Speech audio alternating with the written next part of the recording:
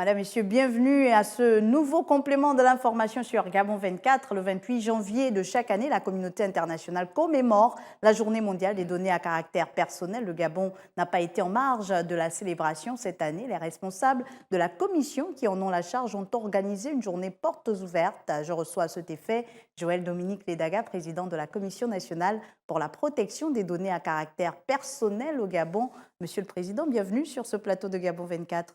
Écoutez, madame, je suis ravi que vous ayez pensé à la commission aujourd'hui, à l'image de ce que vous venez à peine de présenter. J'espère que nous allons essayer de vous apporter, surtout à nos concitoyens, un maximum d'informations relativement au rôle que joue la commission, mais également les missions qui lui sont dévolues. Effectivement, peut-être d'entrée de jeu, Monsieur le Président, quel est donc le rôle finalement de la Commission nationale pour la protection des données à caractère personnel et surtout peut-être commencer par définir quel est le cadre juridique qui prévaut pour cette commission? Oui, tout à fait, madame. Il s'agit effectivement d'une loi qui a été créée donc, le 25 septembre 2011. La loi 01/2011 relative à la protection des données à caractère personnel. Le chef de l'État, le président de la République, son Excellence Ali Bongo Ondimba, en 2011, dote donc notre pays d'un bras séculier de l'État en matière de protection des données et de la vie privée. Ce qu'il faut comprendre, c'est que la Commission ne protège pas les données. D'accord. La Commission veille à la protection des données. Comment? Ce sont les opérateurs économiques et l'État qui doivent protéger les données. Que cette loi, madame, pour résumer, elle se présente, on va dire, sous deux formes. D'accord. Vous avez donc la forme préventive de la loi et puis ensuite vous avez la forme répressive. Peut-être pour commencer par la forme préventive, comment organisez-vous vos activités concernant la prévention? Justement, ce que vous deviez savoir, c'est que les opérateurs économiques et l'État doivent, dans un premier temps, se déplacer vers la Commission et procéder à la déclaration. Ce qui nous permet de savoir que telle entité, telle structure, telle administration collecte ou a l'intention de collecter ou de mettre en place un dispositif de collecte de données de nos concitoyens. C'est justement à l'issue de cette déclaration que le collège de la Commission va donc siéger, examiner et rendre donc une décision sous forme de délibération. En ce qui concerne les opérateurs économiques, ça va être une autorisation, c'est tout simplement une appellation juridique, ça va être une autorisation ou un récépissé de déclaration selon le type de traitement.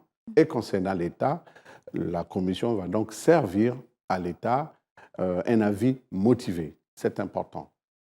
Et naturellement, comme vous l'avez si bien dit, il nous revient, nous gendarmes de la Commission, de ne pas être assis dans nos bureaux, de nous lever et d'aller vers ces personnes morales pour s'assurer du respect de la conformité à la loi.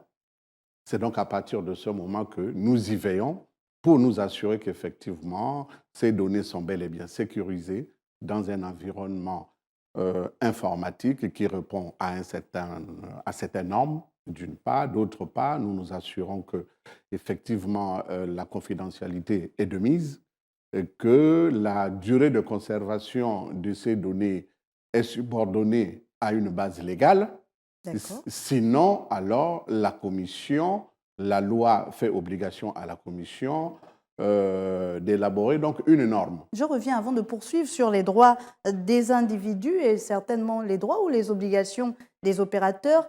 Au cas où un opérateur ne viendrait pas vers la Commission, est-ce que la Commission va vers cet opérateur pour l'emmener à régulariser sa situation? C'est ce que nous avons fait, madame. Vous faites bien de poser la question. Nous avons mis en place justement un formulaire de régularisation. D'accord. Je tiens à rappeler que nous sommes la deuxième mandature. À votre actif, combien de cas de régularisation avez-vous enregistrés? Sinon, Ben, écoutez, approximativement. au mois de juin, Mhm. le 21 juin, la commission, donc la nouvelle équipe, le nouveau collège prête serment, et nous constatons que 99% des opérateurs économiques sont dans l'illégalité. D'accord. On mène donc un certain nombre de campagnes visant donc à leur expliquer les tenants et les aboutissants de la loi, leur permettre de s'y approprier, parce qu'il s'agit effectivement de cela. Mais je crois que nous avons eu un écho favorable aujourd'hui parce qu'on dénombre à peu près 85 aujourd'hui des sociétés, entreprises confondues, qui ont procédé à la déclaration des traitements de données à caractère personnel. Est-ce que du côté de l'État, il y a eu le même écho également par rapport à cette régularisation des situations, par rapport à la saisine de la commission que vous dirigez? Oui, mais il faut dire que l'État, ce n'est pas tous les matins ou tous les midis que l'État souhaite adopter une loi ou un acte réglementaire. La loi, effectivement, fait obligation à l'État lorsqu'il s'agit de l'adoption d'un projet de loi D'accord. ou d'un acte réglementaire en Conseil des ministres, avant que ce projet ne soit adopté, Mm. il faut absolument, je dirais même obligatoirement, ça a un caractère obligatoire, que la Commission puisse justement servir à l'État un avis motivé. Et je vais plus loin pour dire que cet avis motivé, après l'adoption, finalement, le texte est donc subordonné à l'avis de la Commission. Et après l'adoption de ce texte en Conseil des ministres, la publication de ce texte doit se faire également, conjointement, avec l'avis rendu par la Commission. À Peut-être, ce jour, je pense que oui. non, l'État saisit la Commission depuis 2018, Mhm. que la nouvelle équipe est en place. L'État nous saisit pour justement solliciter des avis dans le cadre justement de leur mission régalienne. Monsieur le Président, peut-être pour être un peu plus concret pour les téléspectateurs et les internautes qui nous regardent, dans quel cas exactement l'État pourrait saisir, vous avez dit lorsqu'il s'agit d'un projet de loi, est-ce qu'il y a un département ministériel qui est déjà venu saisir la commission et Ah comment oui, cela s'est passé? ah oui. Alors nous avons déjà le département de la fonction publique D'accord. qui a saisi justement la commission Mm. dans le cadre d'un projet qui visait à procéder donc à l'identification Au recensement biométrique? à usage biométrique Mhm. de toute personne émargeant au budget de l'État. Mm. D'accord. Nous avons traité ce dossier, et nous avons demandé au ministère de nous apporter des éléments complémentaires parce qu'on estimait que ce décret était formulé, mais c'est vrai qu'il y avait certaines informations qui n'étaient pas en phase, si vous voulez, avec la loi. Et c'est ce qu'ils ont fait. Et à la suite de cela, nous avons examiné en plénière et nous avons rendu une décision. Mais il n'y a pas que le ministère de la fonction publique. Nous avons la Direction générale des statistiques qui Mhm. nous a saisis D'accord. par l'intermédiaire du ministère de l'économie pour solliciter encore une fois donc un avis dans le cadre du recensement, le recensement Mhm. général de la population Mhm. et sanitaire. D'accord. Vous comprenez très bien, ils étaient à leur troisième édition Mhm. et la commission, encore une fois, a rendu un avis favorable parce que, justement, ils ont versé au dossier et toutes les informations y relatives. Alors, nous sommes peut-être allés un peu trop vite en besogne, peut-être revenir sur ce qu'on peut considérer comme données à caractère personnel, parce que souvent, cela peut prêter à confusion. Oui, mais vous avez raison, On madame. peut imaginer que ça ne concerne que, par exemple, l'identité d'une personne, mais encore, Monsieur le Président. Alors, les données personnelles, par définition, c'est toute information susceptible de vous identifier d'une manière directe ou indirecte. Il s'agit là de votre voix, Mhm. il s'agit là de vos empreintes, Il s'agit là de votre adresse électronique, il s'agit là de votre boîte postale classique, il s'agit là de vos données relatives à la santé, il s'agit là de toutes les informations qui peuvent vous identifier par un système GPS, par une vidéo, par une caméra.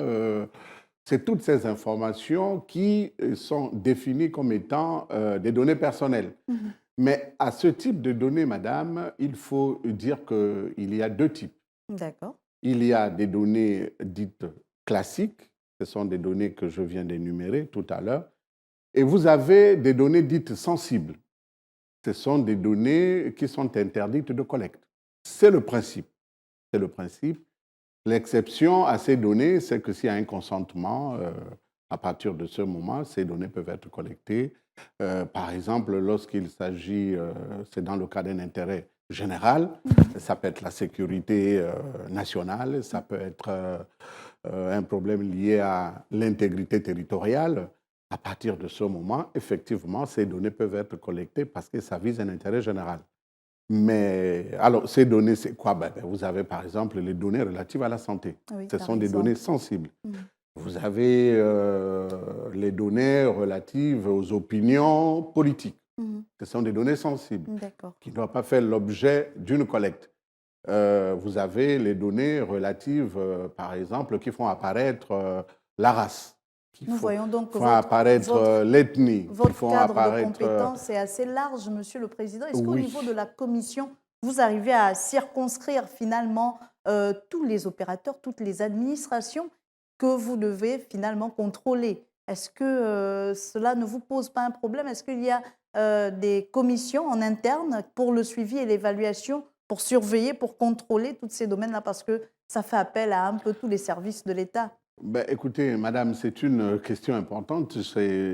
J'essaie de, de faire passer ce message. J'ai été reçu par les plus hautes autorités de notre pays pour leur expliquer les enjeux, non seulement du numérique, on va peut-être en parler, On y arrivera, oui. mais également la possibilité pour la Commission de se doter d'un personnel.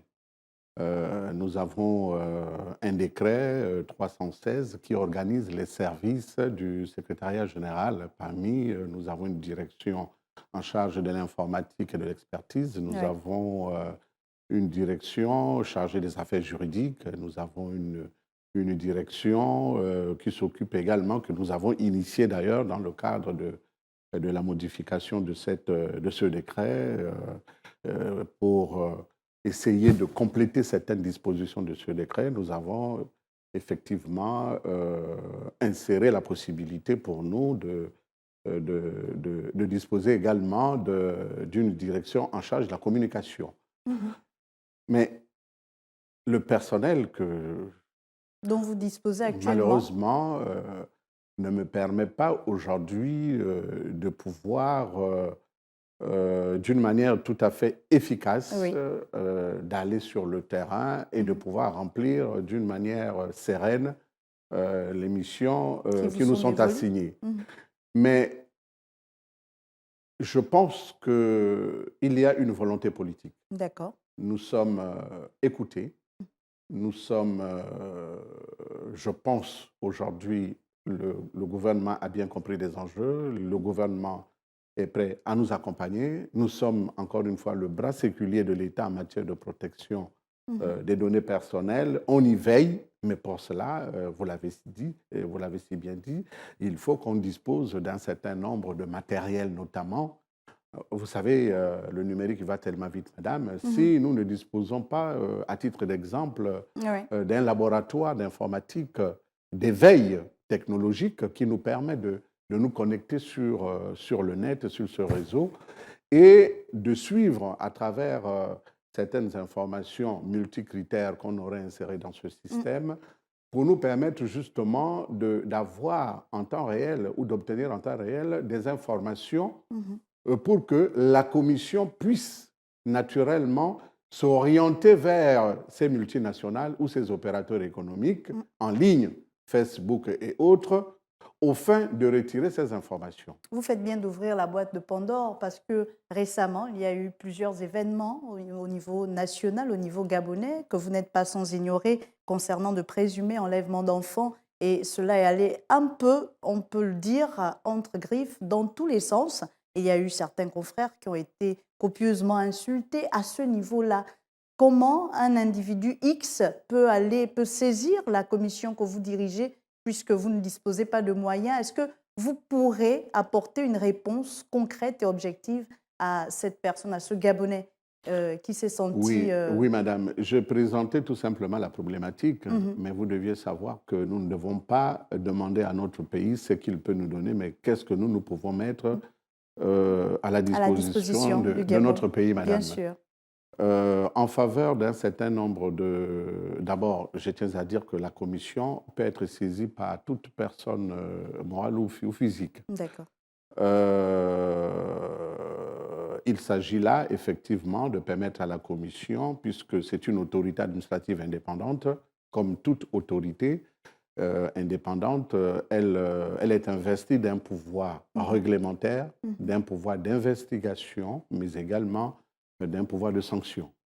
Donc, il nous revient, lorsque nous sommes saisis, et nous avons été saisis déjà, de mener des investigations. Et si cela est vrai, eh bien, la commission donc, est amenée à prendre des décisions allant vers des sanctions, et si cela est nécessaire. Parce que la sanction, pour nous, n'est pas la priorité. La priorité, pour nous, à la commission, d'abord, c'est de jouer ce rôle de conseil, ce rôle d'accompagnement pour que tous les opérateurs économiques qui sont installés et l'État puissent connaître de mieux en mieux le fonctionnement, le rôle de la commission et ses missions. Une fois vous rendez la décision, est-ce qu'il revient à l'individu d'aller vers les tribunaux ou cette décision a valeur finalement juridique aussi? Ben, écoutez, madame, nous ne sommes pas Vous n'êtes pas un tribunal. Nous ne sommes pas, effectivement, nous ne sommes pas une juridiction de jugement. D'accord. Il ne nous revient pas, nous, de rendre une décision juridique. Nous sommes une administration publique. Les décisions que nous rendons sont des décisions, mais qui s'appliquent de plein droit. D'accord. Qui sont exécutables dès lors où elles sont prises, de plein droit. Mais lorsque nous sanctionnons, par exemple, un opérateur économique, peut-être que vous allez certainement y revenir. Puisqu'il y a eu un cas. Effectivement. Voilà. Le côté répressif. Voilà, c'est cela. Dans le cadre de vos missions. Tout à fait, madame. Alors, c'est un compatriote qui s'est vu licencié au motif que son employeur aurait collecté les données du système GPS, puisque c'est des véhicules dont il dispose, ou du moins pour ses collaborateurs, sont dotés d'un système GPS. D'accord. Et naturellement, en dehors des heures de travail, notre compatriote se serait déplacé avec ce véhicule de fonction. Ce qui pourrait être une faute? Alors, ce qui n'est pas du tout une faute vis-à-vis de la commission. D'accord. La commission a pris des normes en matière de géolocalisation. Comme je vous ai expliqué, c'est quoi une norme? C'est une règle de conduite qui voudrait que le responsable de ces véhicules doit premièrement en informer les utilisateurs qu'il existe sur ces véhicules un système GPS. Un système GPS, premièrement. Deuxièmement, le système GPS ne doit être actif après les heures de travail. D'accord. Ça veut dire que si votre calendrier va de, je ne sais pas, de travail de 8h à 18h, après 18h, le système GPS doit être arrêté. Parce que là, vous rentrez dans le cadre de votre vie privée, de vos droits fondamentaux. Et il ne revient pas... Est-ce qu'à ce niveau-là, il ne peut pas avoir confusion entre le fait d'avoir utilisé le véhicule affecté pour le travail à des heures qui n'étaient pas celles réglementées par l'entreprise et l'opérateur qui a fauté aussi du point de vue Il y a deux possibilités. Soit vous faites confiance à vos employés et vous leur remettez des véhicules parce que ce sont des responsables, soit vous le leur retirez après les heures de travail. D'accord. Parce qu'après ces heures de travail, ils deviennent des citoyens lambda, et donc, qui ont leur vie, qui peuvent se déplacer. Mais naturellement, s'il advenait que ce responsable de véhicule ou celui-là vers lequel on a affecté le véhicule rencontre un obstacle, je ne sais pas, un accident, je ne le souhaite pas, mais à partir de ce moment, il revient de répondre à l'employeur. Alors, Mais puisqu'il en vous a dehors des saisi, heures de travail, eh ben, il rentre dans sa vie privée. puisqu'il vous a dans le saisi, cadre, qu'est-ce qui s'est justement. passé après? Eh ben, nous avons convoqué L'opérateur d'entreprise? l'opérateur et nous lui avons expliqué que le système GPS identifiait l'individu au travers les données du GPS. Dans ce On ne cadre-là, sait pas qui est dans le véhicule. Je veux bien, madame. ah oui. Mais chaque véhicule doté d'un système GPS a une codification, donc un numéro. Dès lors où vous arrivez à identifier ce véhicule, c'est que vous identifiez l'immatriculation de ce véhicule et par conséquent, durant cette période, vous pouvez savoir quelle est la personne qui était censée conduire ce véhicule Dans ce à cadre-là, cette période-là. quelle Alors là, vous sanction- venez... Quelle sanction pour l'opérateur? Alors, vous venez d'identifier, là, vous venez à peine d'identifier un individu. C'est une donnée personnelle, Données madame. personnelles, oui. Premièrement. Deuxièmement, le fait que cet opérateur économique ait collecté les données du GPS fait de cet opérateur un responsable de traitement de fait, sachant bien qu'il ne dispose d'aucune autorisation de la commission lui permettant de pouvoir collecter ces données. D'accord. Troisièmement, nous lui avons fait comprendre que, étant entendu que la loi est claire là-dessus en la matière, eh bien, cette société a écopé d'une sanction pécuniaire. La loi prévoit une sanction allant de 1 million à 100 millions de francs CFA. Et ensuite de cela, nous avons servi donc aux plaignants cette décision. Et cette décision a permis à ce plaignant de se rapprocher des juridictions compétentes à la matière pour solliciter justement le dédommagement. Et c'est ce qui a été fait, madame. Monsieur le Président, on s'achemine vers la fin de notre échange. Mais avant de terminer, quand même, je vous propose de revenir sur la journée portes ouvertes qui s'est tenue au niveau de Libreville au Gabon concernant donc cette journée mondiale des données à caractère personnel. Une fois après ce reportage, on se retrouve juste derrière. Une journée pour être mieux renseignée sur l'importance des données à caractère personnel. Ce 28 janvier 2020, la communauté internationale célèbre les données personnelles avec un focus sur l'éducation au numérique des jeunes face aux réseaux sociaux. Avec toutes les applications développées sur le site, je parle de Facebook, je parle de Google et autres. Nous assistons à des dérives. Nous assistons à la déformation, nous assistons à la violation permanente des droits de l'homme, des libertés individuelles, même publiques. Il revient donc à la Commission,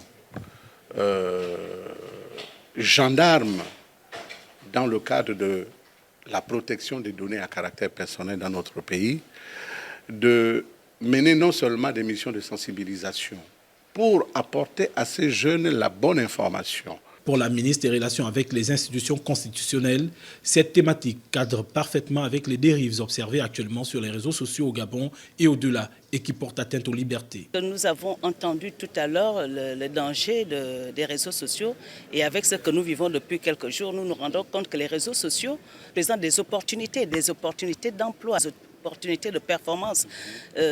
Donc les réseaux sociaux servent à autre chose de plus noble, de plus important. C'est ce qui a retenu mon attention aujourd'hui, l'usage des réseaux sociaux, l'importance des réseaux sociaux et surtout les opportunités que les réseaux sociaux peuvent offrir à notre jeunesse. Depuis 2011, le Gabon s'est doté d'une commission nationale pour la protection des données à caractère personnel dans l'optique de loger le pays au rang de ceux faisant de la protection des données une norme.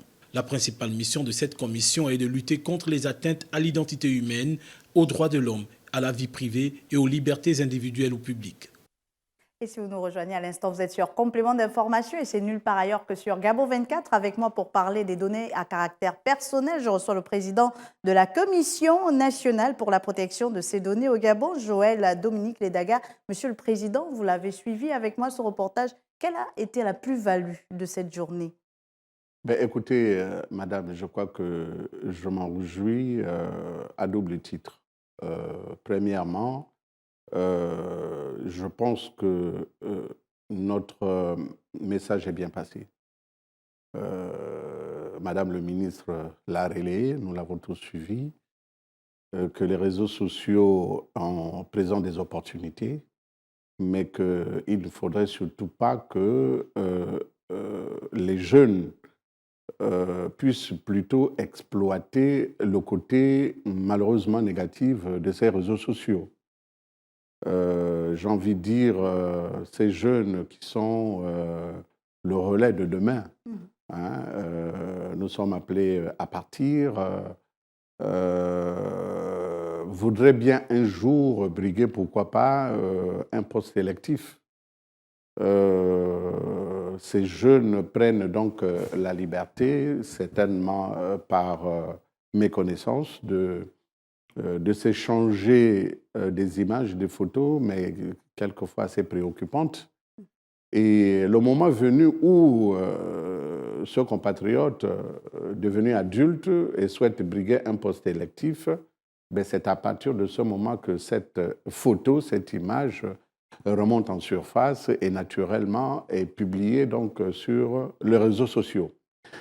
C'est donc pour dire que l'information est bien passée. Depuis une dizaine de jours, nous avons essayé de sillonner également des établissements secondaires et universitaires, dans le but, madame, justement, de leur apporter la bonne information, comme je l'ai dit. Leur expliquer que les réseaux sociaux, c'est bien, mais faites attention.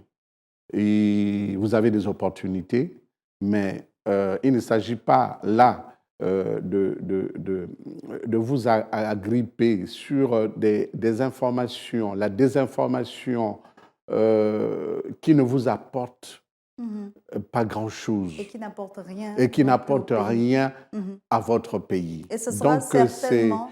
Donc, c'est pour nous, la Commission, nous pensons que c'est pour nous une très bonne approche, qui est celle de ne plus, si vous voulez, organiser d'une manière globale les rencontres avec les opérateurs économiques, l'État, mais également les personnes physiques.